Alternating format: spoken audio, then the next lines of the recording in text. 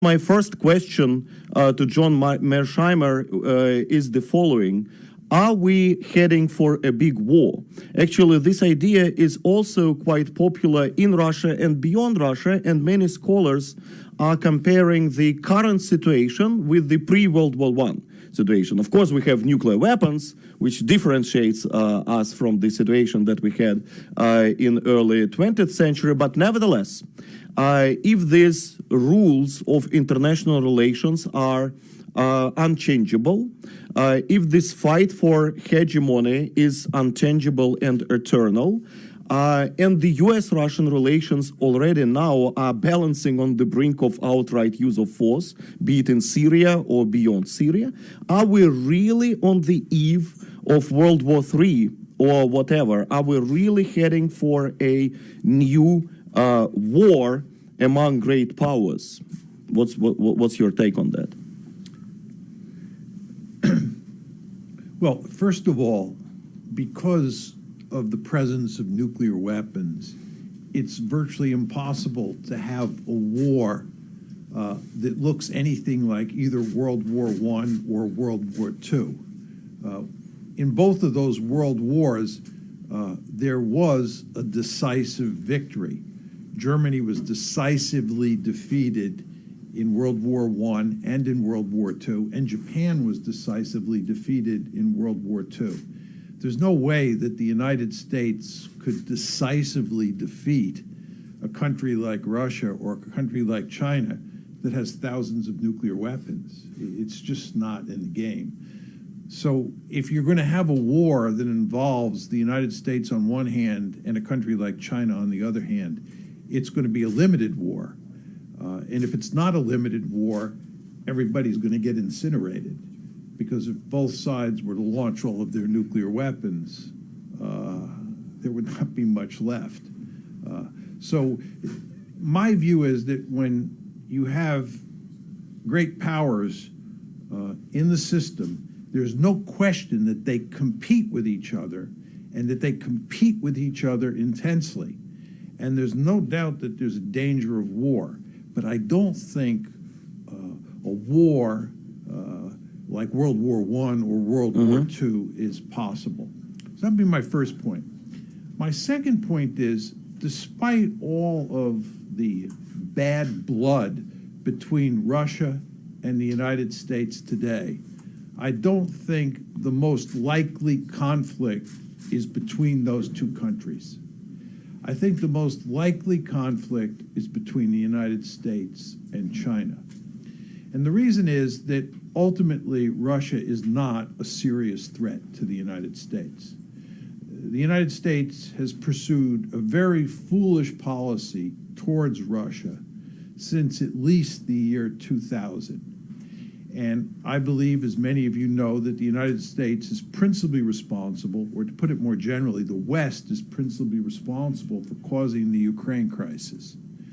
But nevertheless, the Russians and the Americans have no good reasons to be competing with each other in a serious way. And in fact, the Americans should be cooperating with the Russians against the Chinese. And the reason for that is that the Chinese are, China is potentially a very powerful country. China is a potential peer competitor to the United States.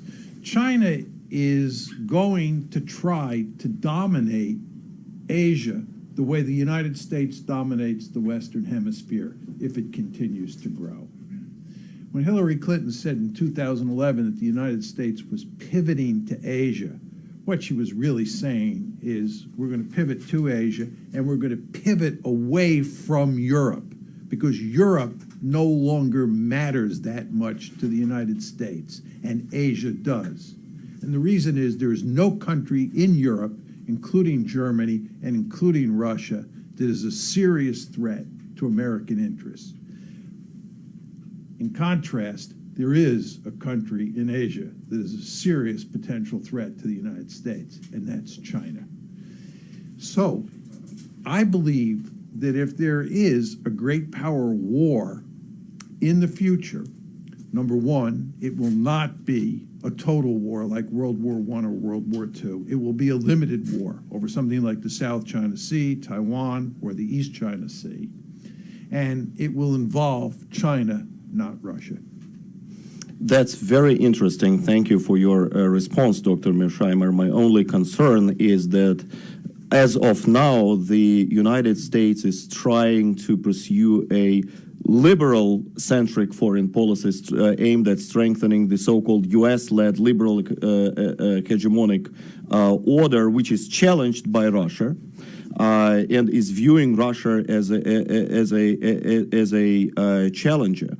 But what you are talking about is quite similar to the philosophy, to some instinctive points that Donald Trump is making in his presidential campaign today. He's more adversarial towards China, viewing China as the threat and rival to the United States, number one. He is less aggressive and more friendly and constructive towards Russia, perhaps because he also thinks instinctively, perhaps, that Russia should join the United States in countering the Chinese rise. But nevertheless, one of close colleagues of yours, I mean Stephen Walt, with whom you used to publish several books and articles, he claims that Donald Trump makes the discourse in the United States worse rather than better, and actually prevents from a serious discussion and reform of the U.S. foreign policy. How can you explain that, and when can we anticipate, if any, the U.S. foreign policy discourse departing from the current liberal consensus and moving towards what you are talking about? Yeah, just to be clear here, if you think about what American foreign policy has been all about since the end of the Cold War, this goes back to 1989, we meaning the Americans, have been deeply interested in global domination. We've wanted to dominate the entire globe. Almost everybody in the American foreign policy establishment believes that the United States is the indispensable nation, that it stands taller and it sees further than any other country on the planet. And if we can create a situation where the United States is in a position to basically run the world, that will be a much more peaceful world, a much more prosperous world, and in general, it'll be much better for everybody else. So the American foreign policy establishment, whether you're talking about Republicans or Democrats, is deeply committed to global domination. And this is actually a very liberal foreign policy. It's a very liberal way of thinking about the world, because what we want to do is we want to spread democracy, we want to spread capitalism, and we want to take these institutions that we built during the Cold War, and we want to spread these institutions all over the planet. Just think about what's happened in Europe in the run-up to the Ukraine crisis. What the West, here we're talking really about the United States, was trying to do was take these institutions like NATO and the European Union that had dominated Western Europe during the Cold War and move them eastward right up to the Russian border. That's what NATO expansion in 1999, NATO and EU expansion in 2004 were all about. It was expanding that liberal order.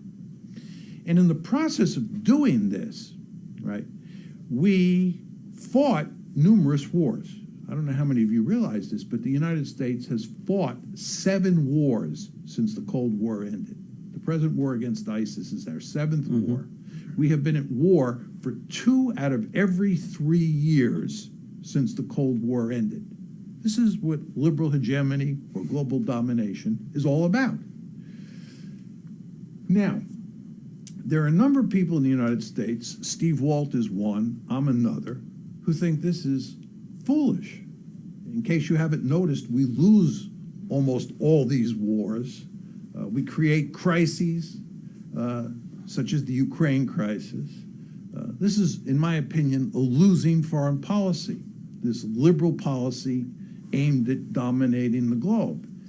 And what people like Steve and I are calling for is restraint, trying to remain the most powerful country on the planet for sure, but not try to dominate the world and constantly stick your nose in other countries' business and tell them how to run their domestic politics. We want restraint. It's hard to make that argument in the United States because, as I said to you before, the foreign policy establishment is so deeply committed to global domination. Along comes Donald Trump. Donald Trump instinctively is opposed to global domination. He's more interested in restraint. So there are some parallels between what Trump is pushing and what people like Steve Walt, Barry Posen, and myself are arguing. However, it's important to emphasize that we disagree with Trump on all sorts of issues, and none of us would vote for Trump. I want to be very clear on that. But with regard to American foreign policy, there are some powerful similarities in our views, or some important similarities in our views. But the problem is that Trump gives our views a bad name because so many people in the foreign policy establishment are axiomatically opposed to anything he says, and therefore they're opposed by definition to our ideas about the importance of restraint. So I think this is what Steve was talking about when he said that Donald Trump has made it harder for people of our persuasion to make the case for a more restrained foreign policy. But is this restraint-based foreign policy possible in the longer-term prospect in the United States, or what will it take and how will it cost for the United States to move towards that kind of foreign policy? Is it possible to move towards that model that you promote in a more peaceful way, or the United States will be compelled to go through a series of crises? Maybe you've mentioned 7 wars. Maybe it will take the United States 14 wars or 21 wars before it finally before it finally becomes compelled to pursue a normal great power foreign policy. I think to answer your question is it's important to focus on China. Everything depends on China. If China continues to rise, the United States will be forced to focus on containing China, and it will be much more difficult for the United States to pursue global domination and fight wars in the Middle East and cause trouble with the Russians, because China is potentially so powerful that the United States will just have to pay deadly serious attention to China and behave in very strategic and calculating ways. If, on the other hand, China does not continue to grow in an impressive way, let's say the Chinese economy flatlines or the Chinese economy actually begins to decline over time, then I believe the United States will be more powerful relative to all of the other countries on the planet in the year 2050 than it is now. And if the United States is more powerful relative to every other major country in the world in 2050 than it is today, it will continue to pursue global domination. And the main reason that the United States can pursue this foolish policy is that, number one, it's incredibly rich. Number two, it is an incredibly secure country. For geographical reasons, the United States is very safe. And number three, it's built a military force that allows it to intervene all around the world and not alienate the American public.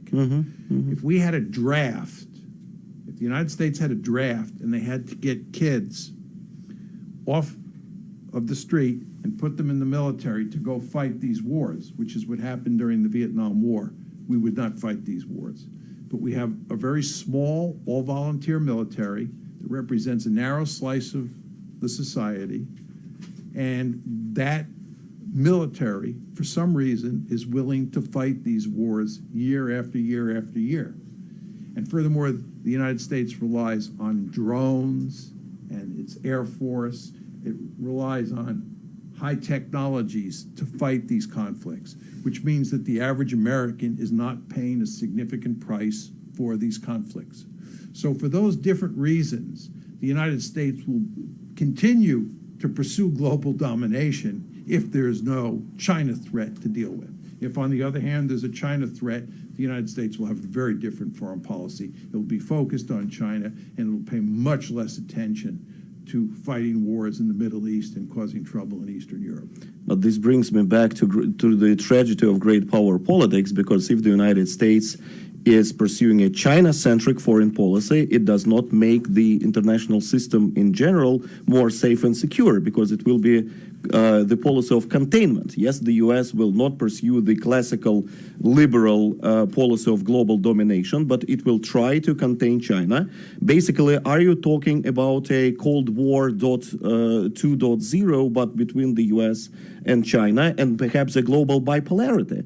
Actually, I think it is quite interesting that last year, the Valdai Club produced a report on a global bipolarity as an outlook for the balance of the 21st century, and it was arguing that the United States is consolidating its allies in Europe, in Asia, you know, TTP, TTIP, stronger NATO, Asian alliances of the US and the Pacific. At the same time, Russia and China are in an unprecedented partnership. There is a consolidation of Eurasia, and thus we have a parameters of this global, of this new version, of course different one, but still, bipolarity. US-centric pole and Eurasia-centric pole. Are we heading for that? What do you think about this? And are we really, are the only options really either US pursuit of global hegemony or this global bipolarity in this or that way? Is there no third way? Is there no, I would say, more benign and peaceful way to accommodate great power relationships in the 21st century? Well, first of all, I'd argue that we're not heading towards bipolarity because I believe that Russia is an independent great power. China is an independent great power, and the United States is an independent great power. And I believe, by the way, if Japan were to get nuclear weapons, it would be a great power as well, in my lexicon, right? So I believe we're entering a multipolar world, okay? Now, the second question that your comments raise has to do with the relations between Russia and China. I think what the United States and the West more generally has done is push the Russians into the arms of the Chinese. And I believe this is a foolish policy on the part of the United States. Given how powerful China is likely to be if it continues to grow economically, the United States has a vested interest in having Russia as an ally. And it certainly does not have a vested interest in driving the Russians into a close alliance with the Chinese, right?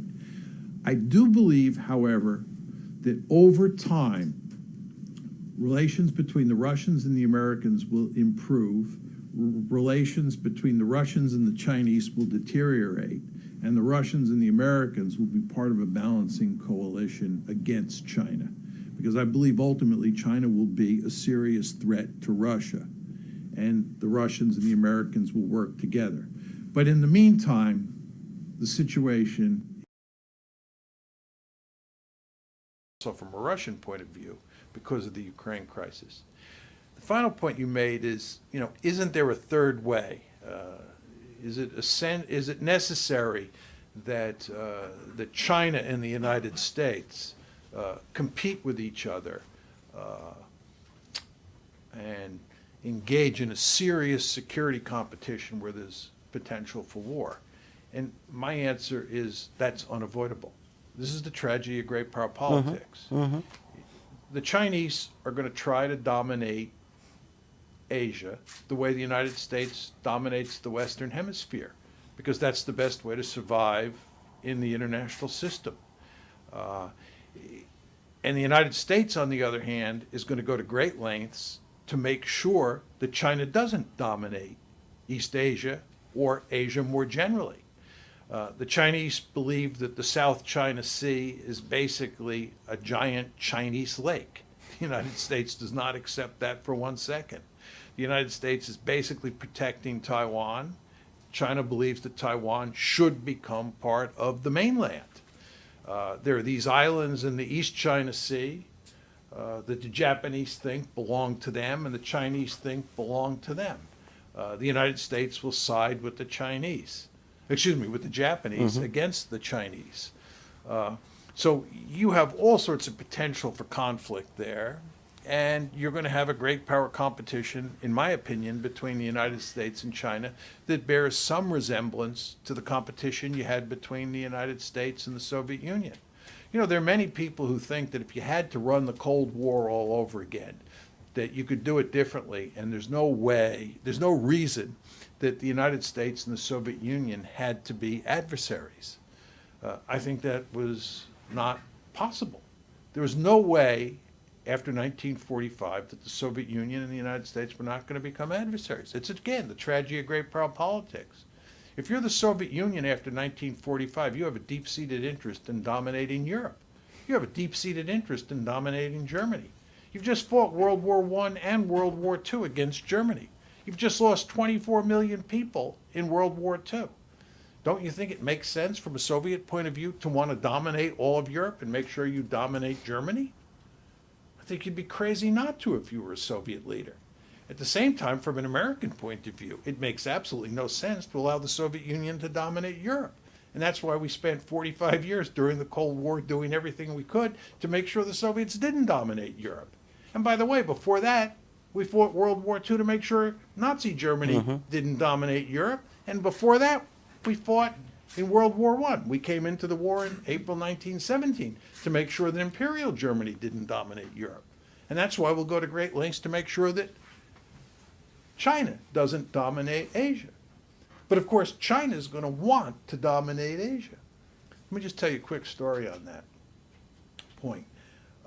When I go to China, I occasionally say to my Chinese interlocutors, look, in the early 1980s, you decided to integrate China into the world capitalist system that was basically set up and run by the United States. The United States created this international order after World War II that allowed countries in Western Europe, allowed countries like Japan and South Korea and Taiwan to flourish. And in the early 80s, the Chinese decided to buy into this system. And over the course of the 1980s and the course of the 1990s, China continued to get wealthier and wealthier and wealthier. Really, it's a wonderful situation from the Chinese point of view. So I say to the Chinese this: why don't you just accept the fact that the United States runs the world, and let us continue to run the world, and just sit back and be a part of this international economic system that we've set up and get richer and richer and richer. You're just going to become more and more prosperous. The United States is not threatening to invade China, so you don't have to worry about your security. And we'll take care of your security needs in East Asia. You know, we've done a wonderful job since 1945 maintaining security in East Asia. So let us just continue to do that. Right? I have never met a single Chinese person who accepts that argument. Chinese do not want the Americans providing security for them. Chinese do not want the United States dominating the international institutions around the world. The Chinese believe those institutions need to be revised to take into account the rise of China. They believe that new institutions run by China have to be created. And they believe that pushing the United States military out of East Asia and allowing China to dominate East Asia the way we dominate the Western Hemisphere is what's necessary. So what you see is this inevitable competition between a rising China and an America that is a jealous God and will go to great lengths to make sure it doesn't get pushed out of East Asia.